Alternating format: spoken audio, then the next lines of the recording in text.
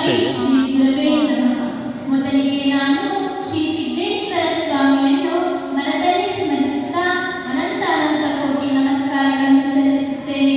ಶ್ರೀ ಸಿದ್ದೇಶ್ವರ ಸ್ವಾಮಿಯವರ ಕೃಪೆ ನಮ್ಮೆಲ್ಲರ ಮೇಲೆ ಸದಾ ಕಾಲ ಹೀಗೆ ಇರಲಿ ಎಂದು ನಾನು ಕೇಳಿಕೊಳ್ಳುತ್ತೇನೆ.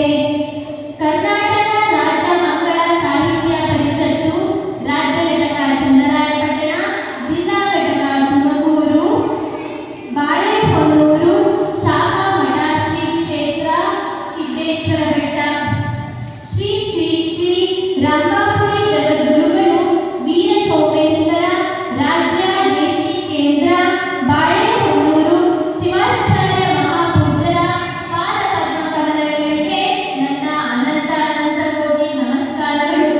ಮತ್ತು ನಮ್ಮ ಬಾಳೆಹೊನ್ನೂರಿನ ಶಾಖಾ ಮಠ ಶ್ರೀ ಕ್ಷೇತ್ರ ಸಿದ್ದರಬೆಟ್ಟದವರಾದ ಶ್ರೀ ಶ್ರೀ ಶ್ರೀ ವೀರಭದ್ರ ಶಿವಾಚಾರ್ಯ ಪೂಜ್ಯರ ಪಾದ ಪದ್ಮ ಕಮಲಗಳಿಗೆ ನಾನು ಶಿರಸಾಷ್ಟಾಂಗ ನಮಸ್ಕಾರಗಳನ್ನು ಸಲ್ಲಿಸುತ್ತೇನೆ.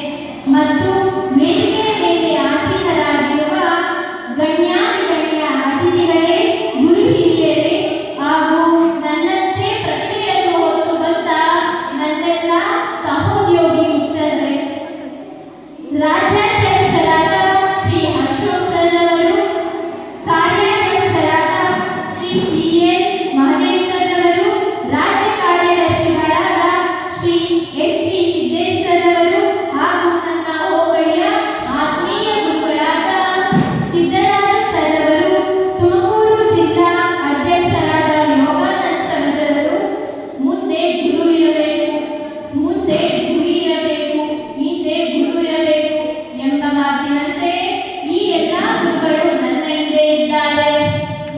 ಚನ್ನರಾಯಪಟ್ಟಣ ತಾಲೂಕಿನಲ್ಲಿ ಮಕ್ಕಳ ಕನ್ನಡ ಸಾಹಿತ್ಯ ಸಮ್ಮೇಳನ ಅಧ್ಯಕ್ಷೆಯನ್ನಾಗಿ ಆಯ್ಕೆ ಮಾಡಿ ಬಾಳೆಹೊನ್ನೂರಿನಂತ ಅತಿ ದೊಡ್ಡ ವೇದಿಕೆಯನ್ನು ಕಲ್ಪಿಸಿಕೊಟ್ಟು ಮತ್ತು ಇಂದು ಆ ಪೂಜ್ಯರ ಆಶೀರ್ವಾದ ನಮ್ಮ ಮೇಲೆ ಇದೆ ಎಂದರೆ ಅದಕ್ಕೆ ಈ ಎಲ್ಲ ಗುರುಗಳೇ ಕಾರಣ ಎಂದರೆ ತಪ್ಪಾಗಲಾರದು.